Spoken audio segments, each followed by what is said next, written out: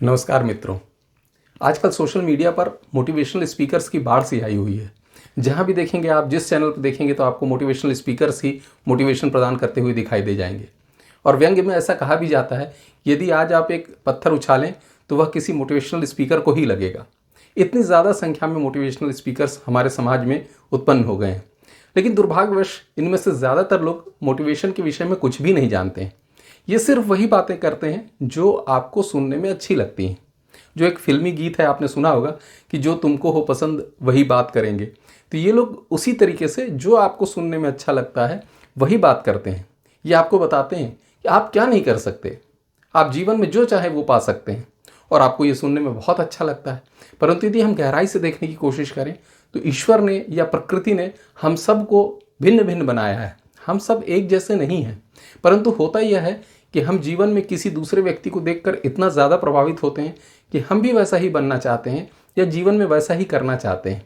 और जब कोई हमें यह कहता है कि आप क्या नहीं कर सकते, तो हमको सुनने में बहुत अच्छा लगता है। और हमें बताया जाता है कि कोई कठिनाई नहीं है, बिल्कुल आसानी से आप वो सब प्राप्त कर सकते हैं जीवन में जो उस व्यक्ति ने प्राप्त किया। तो हमें सुनना और अच्छा लगता है और हम उस क्षेत्र में कार्य करने लगते हैं, अपनी क्षमताओं, अपने गुणों को नज़रअंदाज करते हुए।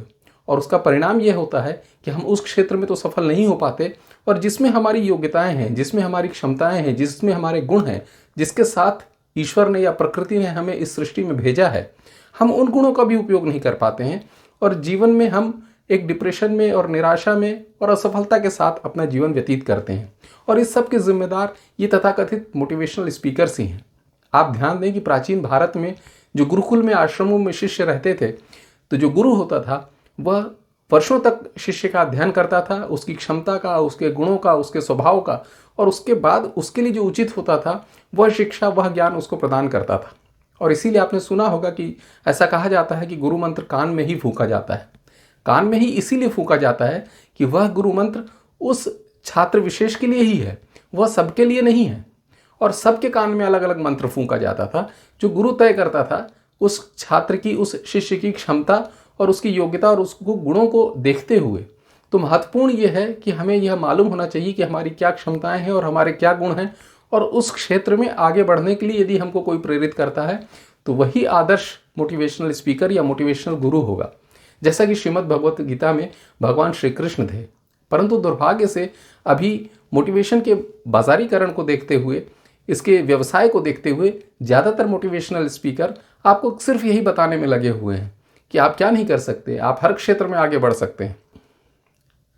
अल्बर्ट आइंस्टाइन ने एक बार कहा था, यदि आप मछली की योग्यता उसकी पेड़ पर चढ़ने की क्षमता के आधार पर मापने की कोशिश करेंगे तो वो मछली तो बेचारी सारा जीवन डिप्रेशन में ही जिएगी। परंतु यदि आप ऐसी कल्पना करके देखें कि यदि मछली किसी बंदर से प्रभावित होकर पेड़ पर चढ़ने का प्रयास करने लगे और कोई मोटिवेशनल स्पीकर उसको समझा दे कि आप क्या नहीं कर सकती हैं, तो क्या होगा, उसका हश्र क्या होगा। आप समझ सकते हैं, मछली जीवन में सफल तो नहीं ही हो पाएगी और हो सकता है कि अपने जीवन से भी हाथ धो बैठे। ऐसा ही हो रहा है आज। बहुत सारे युवक मोटिवेशनल स्पीकर से प्रभावित हो रहे हैं और मोटिवेशनल स्पीकर्स उनको लगातार समझाने में लगे हुए हैं कि आप क्या नहीं कर सकते, आप सब कुछ कर सकते हैं, आप जीवन में जो चाहें वो पा सकते हैं। और जो युवक हैं वो अनजाने में, वो चूंकि उनको यह सुनने में बहुत अच्छा लगता है, तो वो अपनी क्षमताओं और गुणों को छोड़ते हुए उस क्षेत्र में प्रयास करने लगते हैं जिससे वो बहुत ज़्यादा प्रभावित हैं, या जिसे वो देखकर आकर्षित हो रहे हैं, जिसको देखकर उनको लगता है कि आज समय इन्हीं बातों का है।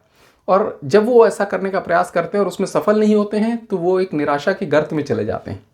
तो महत्वपूर्ण ये है कि हम मोटिवेशनल स्पीकर्स के इन जाल में न फंसें और अपनी योग्यताओं और गुणों और क्षमताओं को पहचानें।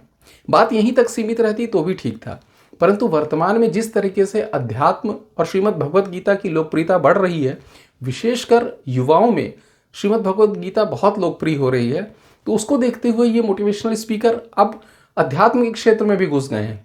ये अपने मैनेजमेंट के फंडे श्रीमद् भगवत गीता से समझाने लगे।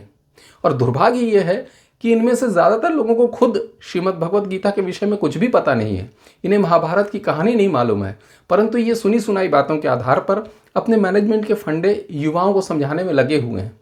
और इससे दुष्परिणाम ये निकलता है कि जब व्यक्ति असफल होता है, जब वो ऐसा कर नहीं पाता है, तो उसका विश्वास श्रीमद् भगवत गीता से भी उठता है।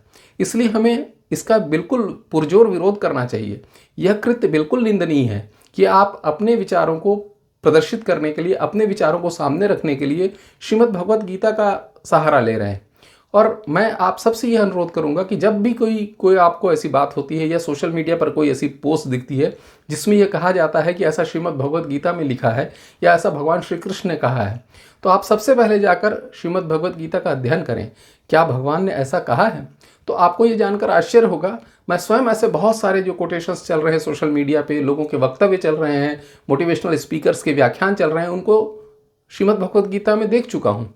वहाँ ऐसा कहीं भी श्रीमद् भगवत गीता में भगवान ने कहा नहीं है जैसा कि ये मोटिवेशनल स्पीकर्स बोल रहे हैं या पोस्ट कर रहे हैं।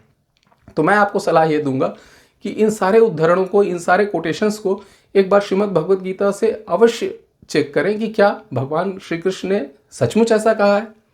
तभी आप जीवन में सही मार्ग प्राप्त कर सकेंगे। एक ऐसा ही उदाहरण मैं आपको बताना चाहता हूँ। मेरे एक परिचित सज्जन हैं, उन्होंने एक प्रसिद्ध मोटिवेशनल स्पीकर की एक कार्यशाला अभी अटेंड की। लौट कर आए तो उन्होंने मुझे बताया कि वो मोटिवेशनल स्पीकर तो बहुत अच्छा समझाते हैं और विशेष रूप से श्रीमद् भगवत गीता से उन्होंने पूरे मैनेजमेंट के अपने फंडे जो है वो समझाए, जो कि बहुत अच्छी बात है। और इससे हमें अपने ग्रंथों के विषय में पता चलता है, हमें महाभारत के विषय में पता चलता है, जो कि बहुत अच्छी बात है। और वो सज्जन बहुत ज़्यादा प्रभावित थे। मैंने उनसे पूछा कि ऐसी क्या बात उसमें आपको बताई गई, कुछ बताएंगे? तो उन्होंने एक उदाहरण दिया। उन्होंने कहा कि जो मोटिवेशनल स्पीकर थे उन्होंने हमें बताया कि जीवन में सफल होने के लिए 2 चीज़ों की आवश्यकता होती है, एबिलिटी और हमारी विलिंगनेस, अर्थात क्षमता और हमारी उस क्षेत्र में इच्छा शक्ति, सफल होने की इच्छा शक्ति। तो उन्होंने बताया कि जैसे भीष्म पितामह थे या द्रोणाचार्य थे, इनमें दोनों में क्षमता थी युद्ध जीतने की, परंतु इनकी इच्छा नहीं थी, क्योंकि ये कौरवों की तरफ से लड़ रहे थे, तो इनकी युद्ध जीतने की इच्छा नहीं थी। तो चूंकि इनमें इच्छा शक्ति नहीं थी, तो इसलिए ये क्षमता होते हुए भी, योग्यता होते हुए भी सफल नहीं हो सके। और ये बहुत महत्वपूर्ण बात है, बहुत अच्छा बताया। तो हमें उस क्षेत्र में कार्य करना चाहिए पूरी इच्छा शक्ति के साथ। वो सज्जन बहुत ज़्यादा प्रभावित दिख रहे थे। मैंने कहा कि अब मैं आपको इससे आगे की बात बताता हूँ, जो कि यह कथन बिल्कुल असत्य है और ऐसा नहीं होता। तो उन्होंने कहा, आप ऐसा कैसे कह सकते हैं? मैंने उनसे कहा कि आपके जो मोटिवेशनल स्पीकर हैं, उन्होंने लगता है महाभारत का अध्ययन नहीं किया है या श्रीमद् भगवत गीता का अध्ययन नहीं किया है, उन्हें इस विषय में कुछ भी ज्ञान नहीं है, नहीं तो वो इस तरह की बात नहीं कहते। तो उन्होंने पूछा कि ऐसा आप क्यों कह रहे हैं? मैंने उनसे कहा कि यदि भीष्म पितामह या आचार्य द्रोण पूरी क्षमता और पूरी इच्छा शक्ति के साथ भी युद्ध लड़ते तो भी सफल नहीं होते। उन्होंने कहा, आप ऐसा कैसे कह सकते हैं? मैंने कहा कि यही महत्वपूर्ण है जो हमें श्रीमद् भगवत गीता समझाती है या महाभारत समझाती है। क्योंकि उन्होंने यह नहीं देखा कि उनके सामने युद्ध में कौन खड़ा है, उनके सामने स्वयं साक्षात भगवान खड़े थे। तो यदि वो पूरी इच्छा शक्ति के साथ और पूरी क्षमता, पूरी योग्यता के साथ भी लड़ते तो भी सफल नहीं होते। और यह बात अर्जुन जानता था। आपको अच्छे से मालूम है कि महाभारत युद्ध के पहले अर्जुन और दुर्योधन दोनों गए थे भगवान श्री कृष्ण के पास सहायता मांगने के लिए। और अर्जुन चूंकि पैरों की तरफ बैठा था, इसलिए भगवान की दृष्टि पहले अर्जुन पर पड़ी, इसलिए अर्जुन को उन्होंने पहले मांगने का अवसर दिया। परंतु उन्होंने एक शर्त साथ में लगा दी कि मैं एक तरफ रहूंगा निहत्था, मैं हथियार नहीं उठाऊंगा और दूसरी ओर मेरी सेना होगी। अर्जुन चाहता तो सेना चुन सकता था, परंतु उसने ऐसा किया नहीं। उसने भगवान श्री कृष्ण को चुना, क्योंकि वह जानता था कि ये साक्षात भगवान है, ये जिस ओर रहेंगे विजय उसकी ही होगी। तो मेरा कहने का तात्पर्य यह है कि केवल क्षमता या इच्छा शक्ति से ही सफलता नहीं मिलती है। हम किस ओर से लड़ रहे हैं, हम किस ओर खड़े हैं, हम प्रकृति और ईश्वर के विरुद्ध तो नहीं खड़े हैं, उसके विरुद्ध तो नहीं लड़ रहे हैं, उस पर भी हमारी सफलता निर्भर करती है। और यह महत्वपूर्ण ज्ञान हमें श्रीमद् भगवत गीता और महाभारत से मिलता है, जो कि ये मैनेजमेंट गुरु या मैनेजमेंट जो मोटिवेशनल स्पीकर्स हैं, ये इस विषय में जानते नहीं हैं। इन्होंने अध्यात्म को अध्यात्म की दृष्टि से पढ़ा ही नहीं है। ये अध्यात्म या श्रीमद् भगवत गीता का उपयोग सिर्फ अपने व्यवसाय के लिए करना चाहते हैं।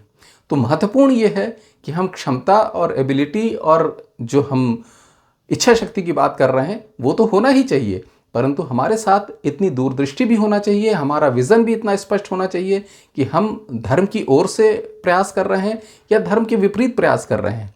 भगवान या प्रकृति या ईश्वर हमसे क्या चाहता है, हम जो करने के लिए आए हैं क्या वो हम कर रहे हैं या हम उसके विपरीत जा रहे हैं। तो जो हम करने के लिए आए हैं, जो हम होने के लिए प्रकृति ने हमें इस सृष्टि में भेजा है, यदि हम वही करते हैं तभी हम सफल हो सकते हैं, अन्यथा हमारा सफल होना संभव नहीं है, कितनी भी क्षमता या कितनी भी योग्यता या कितनी भी इच्छा शक्ति होने के बावजूद।